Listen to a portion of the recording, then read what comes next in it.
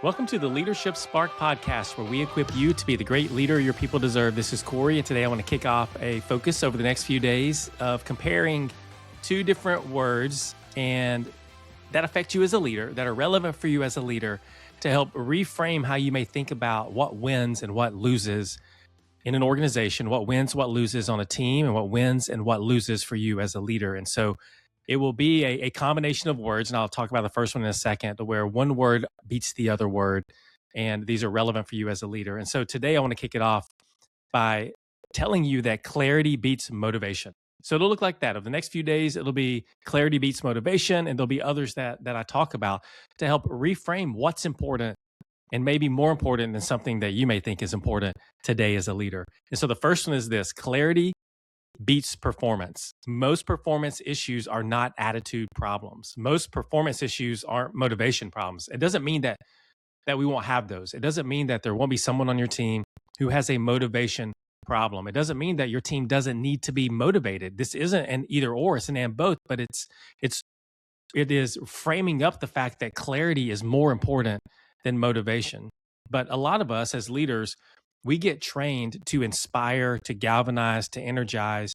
But most performance breakdowns, from my experience, come from unclear priorities. People just aren't clear on what the priorities are. Vague success criteria. People don't know what good looks like, or what a win looks like, or what done looks like, or what success looks like. And unspoken trade-offs. We don't know what those trade-offs are that we need to make to be able to drive the performance that we need to drive, or to collaborate or connect in a way that we need to connect as a team. And so motivation is rarely the constraint when it comes to performance. Direction is. And direction is all about clarity. And here's some things to think about. Vague goals create invisible failure.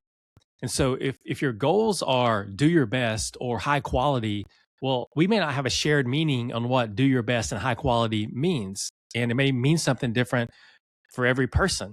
And so we have to be very clear when it comes to what success looks like. And what happens is, if we're vague when we communicate, is that your people will fill the gap with assumptions. And oftentimes those will not be the assumptions that will meet your expectation or standard as a leader. And so you start to judge outcomes instead of inputs. So you want to be clear. Clarity beats motivation. The second is that there's a difference between effort, effectiveness, and impact. Effort is about energy spent.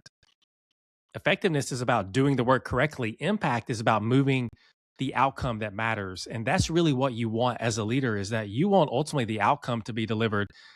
And so oftentimes we'll reward effort and we'll be disappointed by the impact that effort has on moving the business forward. And so you want to stay away from that. You want to stay away from the clarity illusion. And the clarity illusion is this: it's that we think we communicate something once and everybody gets it, and we don't communicate it again. That is an illusion. That is rarely something that happens. You have to communicate over and over and over and over. And the more people get familiar with your message, then the more clear people will get. And so you want to be very clear in your communication. And so here are some questions I want to leave you with that you can ask yourself when it comes to clarity questions. What does good look like? Have you defined it and have you communicated it? What matters most? Are people clear on what the priorities are? And what matters less? Do they know what doesn't matter as much as something else? How will something be evaluated? Are people clear on how they will be evaluated, or the work they are doing for you on your team, how that will be evaluated? And what trade-offs are acceptable? So if someone has to make a trade-off, do they have clarity when it comes to which decisions they can make and what is acceptable?